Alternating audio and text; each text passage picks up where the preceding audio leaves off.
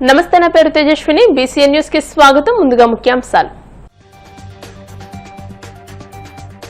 కూటమి ప్రభుత్వం విద్యా విధానంలో విప్లవాత్మక మార్పులు తెచ్చిందన్న మంత్రి నిమ్మల. జగన్ 5 ఏళ్ల పాలనలో విద్యా వ్యవస్థను నిర్వీర్యం చేశారని విమర్శ.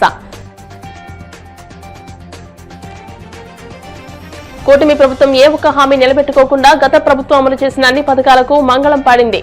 మాజీ మంత్రి సిదిరి అప్పలరాజు ఫైర్. పరకామణి దొంగలకు తాడేపల్లి దొంగలు వత్తాసు పలకడం విడ్డూరంగా ఉంది. AP biodiversity chairman Neelayapalem Vijay Kumar ఎద్దేవా. పాన్ మసాలా తయారీ యూనిట్లపై సెస్సు బిల్లుకు లోక్సభ ఆమోదం. జాతీయ భద్రత, ప్రజారోగ్యాన్ని మెరుగుపరిచేందుకు ఉపయోగించాలని నిర్ణయం. ఈ నెల 15 నుండి నర్సాపురం చెన్నై వందే భారత్ రైలు సర్వీసులు ప్రారంభిస్తున్నట్టు కేంద్ర ఉక్కు భారీ పరిశ్రమల శాఖల సహాయ మంత్రి భూపతిరాజు శ్రీనివాస్ వర్మ ప్రకటించారు. రైల్వే శాఖ అడ్వాన్స్ రిజర్వేషన్ పీరియడ్ వల్ల జనవరి 12వ తేదీన ప్రారంభించాలని ప్రకటించినప్పటికీ ప్రజల విజ్ఞప్తి మేరకు పండుగ కంటే ముందే రైలు సర్వీసులు ప్రారంభించాలని తాను చేసిన విజ్ఞప్తికి రైల్వే శాఖ మంత్రితో పాటు అధికారులు ఆమోదించారని అన్నారు. శనివారం భీమవరంలోని బీజేపీ నర్సాపురం పార్లమెంట్ కార్యాలయంలో కేంద్ర మంత్రి శ్రీనివాస్ వర్మ విలేకరుల సమావేశాన్ని ఏర్పాటు చేసి పలు కీలక అంశాలపై మాట్లాడారు. ఈ సందర్భంగా కేంద్ర మంత్రి శ్రీనివాస్ వర్మ మాట్లాడుతూ జిల్లాకు రైల్వేలు అత్యంత ముఖ్యమైన రవాణా మార్గాలలో ఒకటి అని, రైల్వేలలో అనేక సమస్యలు పరిష్కరించడం, ముఖ్యంగా నర్సాపురం పార్లమెంటుకు వందే భారత్ ను తీసుకురావడం తన ఎన్నికల హామీల్లో ముఖ్యమైందని, ఆ హామీని నెరవేరుస్తూ నర్సాపురం చెన్నై వందే భారత్ ఎక్స్ప్రెస్ ఈ నెల 15వ తేదీన ప్రారంభిస్తున్నట్టు ప్రకటించారు. వందే భారత్ కు రైలు సర్వీస్ సేవల కోసం ప్రజల నుంచి వచ్చిన అభ్యర్థనను దృష్టిలో ఉంచుకుని తన విజ్ఞప్తికి సానుకూలంగా స్పందించిన రైల్వే శాఖ మంత్రికి, రైల్వే అధికారులకు ఆయన ధన్యవాదాలు తెలియజేశారు. జిల్లా ప్రజలకు ప్రపంచ స్థాయి సౌకర్యం, వేగవంతమైన రైలు సర్వీసు అందించినందుకు ప్రధాని నరేంద్ర మోదీకి, రైల్వే మంత్రి అశ్విని వైష్ణవ్ కి ధన్యవాదాలు తెలియజేశారు. బెంగళూరు నుండి విజయవాడ వరకు నడుస్తున్న వందే భారత్ రైలు నర్సాపురం వరకు, సికింద్రాబాద్, విశాఖ మధ్య నడిచే వందే భారత్ ట్రైన్ కు తాడేపల్లిగూడెంలో హాల్ట్ కొరకు తాను చేసిన ప్రతిపాదనకు రైల్వే శాఖ సానుకూలంగా స్పందించిందని, త్వరలోనే మరిన్ని రైల్వే సర్వీసులు జిల్లా వాసులకు అందుబాటులోకి రానున్నాయని అన్నారు. పశ్చిమ గోదావరి జిల్లాలోని గ్రామీణ గృహాలకు తాగునీటి సరఫరా కోసం జల్ జీవన్ మిషన్ కింద 1400 కోట్ల భారీ ప్రాజెక్టును త్వరలో ప్రారంభిస్తున్నామని కేంద్ర మంత్రి శ్రీనివాస్ వర్మ ప్రకటించారు. కొవ్వూరు మండలం బంగారమ్మపేట గ్రామంలో ధవళేశ్వరం బ్యారేజీ వద్ద 15.54 ఎకరాల్లో నిర్మించే వాటర్ ట్రీట్మెంట్ ప్లాంట్ లో గోదావరి నీటిని శుద్ధి చేసి అక్కడి నుండి జిల్లాలోని మారుమూల ప్రాంతానికి సైతం అందించే విధంగా 2663 కిలోమీటర్ల పొడవైన పైప్లైన్ నెట్వర్క్ ద్వారా జిల్లాలోని 3.20 లక్షల గృహాలకు ప్రతిరోజు స్వచ్ఛమైన తాగునీరు పంపిణీ చేయడం జరుగుతుందని తెలియజేశారు.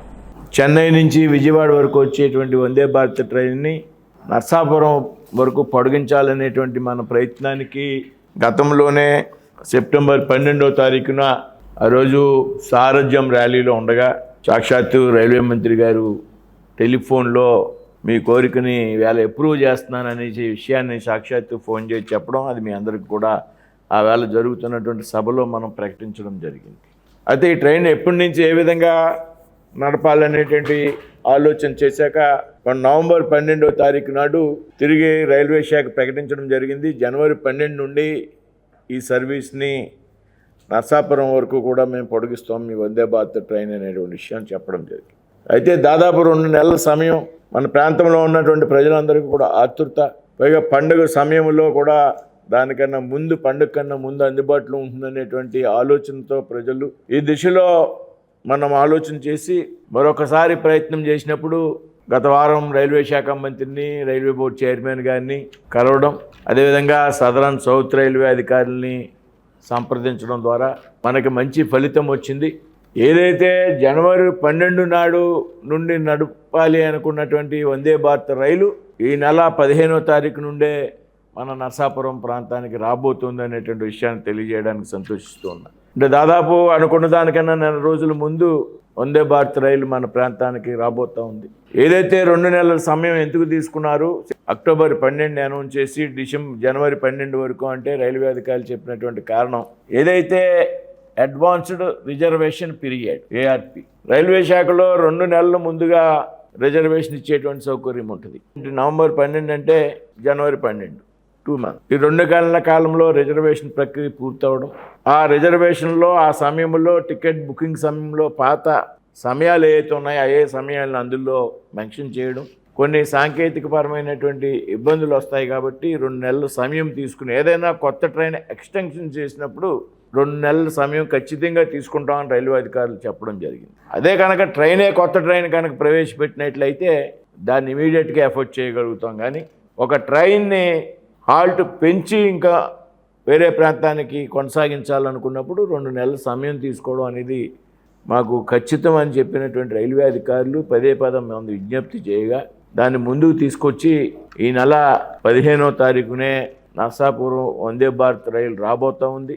ఆ సందర్భంగా భీమవరంలో నర్సాపురంలో పెద్ద ఎత్తున ప్రాంత ప్రజలందరూ కూడా వేడుకల్ని నిర్వహించుకోవాల్సినటువంటి అవసరం ఉందనేటువంటి విషయాన్ని సందర్భంగా తెలియజేస్తున్నాం. అదేవిధంగా అనేక సర్వీసులకు సంబంధించి కొత్త విషయాలు కూడా మనం మాట్లాడాం. తాడేపల్లిగూడెంలో సికింద్రాబాద్ నుంచి వైజాగ్ వెళ్ళేటువంటి వందే భారత్ ట్రైన్ విషయం, అదేవిధంగా బెంగళూరు నుండి విజయవాడ వచ్చేటువంటి వందే భారత్ను కూడా ఏ విధంగా నర్సాపురం వరకు పొడిగించాలనేటువంటి విషయాల మీద ఆలోచన చేశాం. డిస్టెన్స్ ఎక్కువ అవుతుంది కాబట్టి కష్టతరం అనేటువంటి అధికారులు చెప్పినట్టుకి కూడా రైల్వే మంత్రి గారితో ఆ విషయం మీద మాట్లాడడం జరిగింది. తప్పనిసరిగా పరిశీలన చేద్దాం అనేటువంటి విషయాన్ని ఆయన చెప్పడం జరిగింది. ఈ విధంగా మరికొన్ని ట్రైన్ల విషయంలో కూడా త్వరలోనే ఫలితాలు సాధించబోతున్నాం అనేటువంటి విషయాన్ని ఈ సందర్భంగా మీ అందరికీ చంద్రబాబు పాలనలోనే టీచర్ నియామకాలు జరిగాయని మంత్రి నిమ్మల రామానాయుడు అన్నారు. పశ్చిమ గోదావరి జిల్లా పోడూరు మండలం జిన్నూరు హైస్కూల్లో జరిగిన పేరెంట్స్ టీచర్స్ సమావేశంలో ఆయన ముఖ్య అతిథిగా పాల్గొని మాట్లాడారు. జగన్ 5 ఏళ్ల పాలనలో ఒక్క టీచర్ పోస్టు కూడా ఇవ్వకుండా విద్యా వ్యవస్థను నిర్వీర్యం చేశారని విమర్శించారు. తమ ప్రభుత్వం విద్యా విధానంలో విప్లవాత్మక మార్పులు తెచ్చిందని అన్నారు. విద్యార్థుల్లో సత్ప్రవర్తనకు తల్లిదండ్రులు బాధ్యత తీసుకోవాలని సూచించారు. అనంతరం విద్యార్థులు ఏర్పాటు చేసిన సైన్స్ ఎగ్జిబిషన్ ను మంత్రి సందర్శించి విద్యార్థులతో కలిసి మధ్యాహ్న భోజనం చేశారు.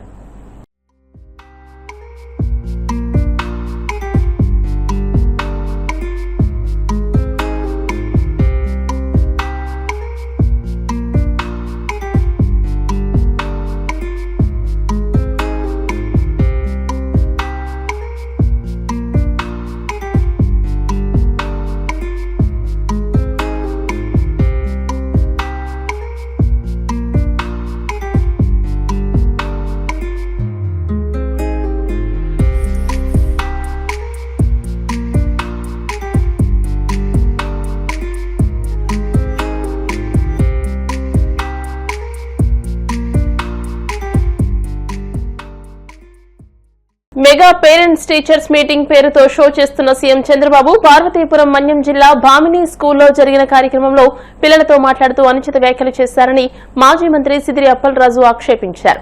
నాడు నేడు మనబడిలో భాగంగా సమూలంగా మార్పు చేసిన స్కూల్లోనే చంద్రబాబు ఆ కార్యక్రమంలో పాల్గొన్నారని గుర్తు చేశారు. అయితే అచ్చం సినిమా షూటింగ్ లా కార్యక్రమాన్ని నిర్వహిస్తూ అందుకోసం స్కూల్ ఆవరణలో క్లాస్ రూమ్ సెట్ వేశారని తెలియజేశారు. అయితే ఆ సెట్ లో వాడిన బెంచ్లు, ఫర్నిచర్, డిజిటల్ బోర్డు సహా అన్ని గత ప్రభుత్వ హయాంలో స్కూల్లో నాడు నేడు కింద ఏర్పాటు చేసినవి అని చెప్పారు.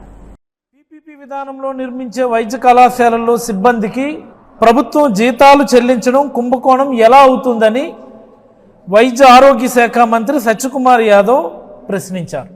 అసలు డిస్కషన్ ఎందుకు వచ్చిందంటే నిన్న జగన్ సార్ ప్రెస్ మీట్లో మాట్లాడుతూ మెడికల్ కాలేజీల ప్రైవేటీకరణ అనేది అతిపెద్ద స్కామ్. ఇది స్కామ్కి అదనంగా మరొక స్కామ్ ఏంటంటే ప్రభుత్వ ఆసుపత్రులు అంటే టీచింగ్ హాస్పిటల్స్ని 2 ఏళ్ల పాటు ప్రైవేట్ వాళ్ళకు అప్పచెప్తూ అక్కడ ఉన్నటువంటి స్టాఫ్ అంటే డాక్టర్స్, అసిస్టెంట్ ప్రొఫెసర్లు, అసోసియేట్ ప్రొఫెసర్లు, ప్రొఫెసర్లు, డ్యూటీ డాక్టర్లు, రెసిడెంట్ డాక్టర్లు, నర్సులు, క్లాస్ 4 ఎంప్లాయీస్, ఎంటైర్ స్టాఫ్ వాళ్ళందరికి సంబంధించినటువంటి జీతాల్ని 2 ఏళ్ళు ప్రభుత్వమే చెల్లిస్తుందని, ఇది కూడా పెద్ద స్కామ్ అవుతుందని చెప్పి జగన్మోహన్ రెడ్డి గారు అంటే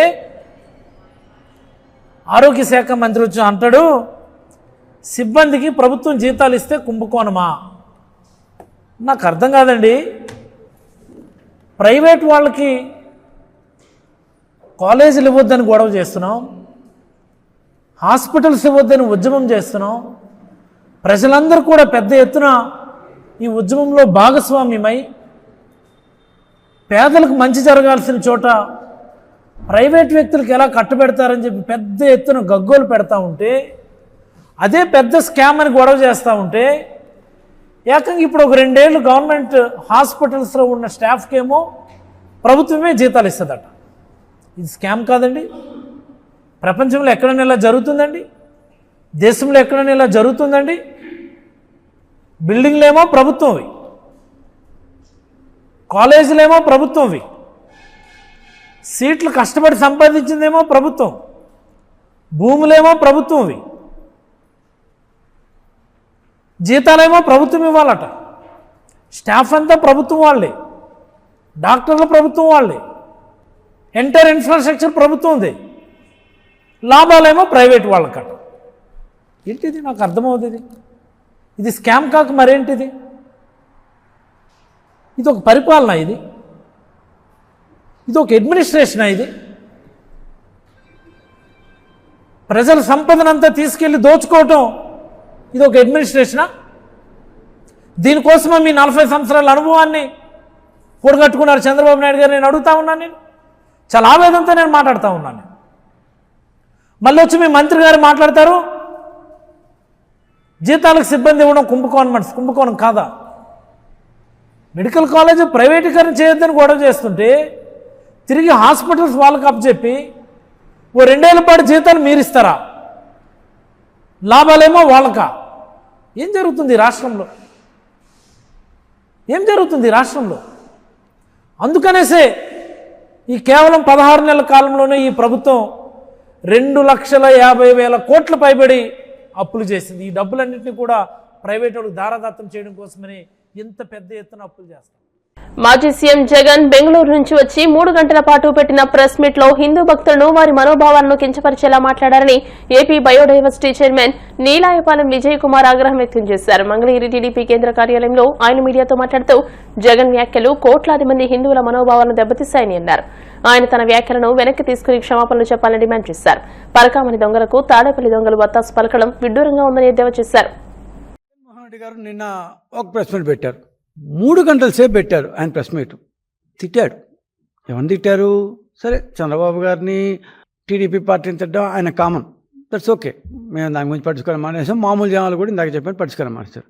కానీ ఈసారి ఆయన తిట్టింది మామూలు వాళ్ళు కాదు, భక్తుల్ని తిట్టారు. ఏ భక్తుల్ని తిట్టారు? వెంకటేశ్వర స్వామి భక్తుల్ని తిట్టారు, హిందూ భక్తుల్ని తిట్టారు, హిందూ ఆచారాలను ఎగతాళి చేశారు, హిందూ ధార్మిక సంస్థకు చెందిన ప్రాక్టీసెస్ని, విధానాలను వ్యంగ్యంగా మాట్లాడినారు.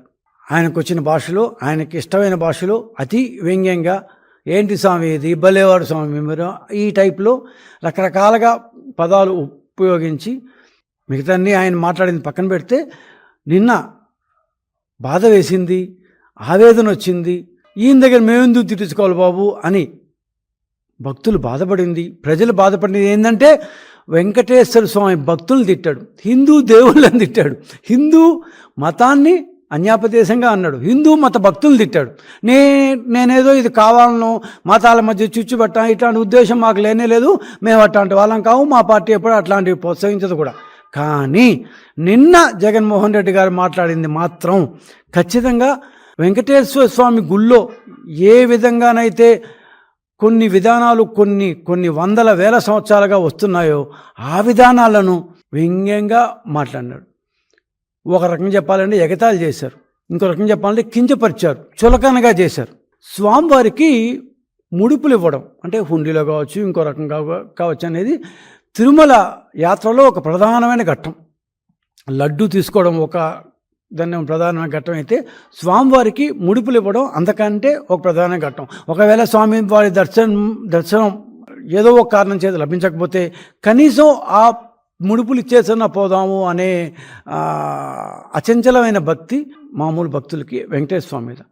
కరెక్ట్గా ఇట్లాంటి పాయింట్ల మీదే జగన్మోహన్ రెడ్డి గారికి ఎందుకో కోపం వచ్చింది. పాపం ఆయనకి ఎందుకయ్యా అంత కోపం వచ్చిందంటే, ఎవడో ఒకడు రవికుమార్ అని దొంగతనం చేసిన దొంగ యాదవ అడ్డంగా పట్టుబడ్డారు, లైవ్లో పట్టుబడ్డారు, వీడియోలు కూడా ఉన్నాయి.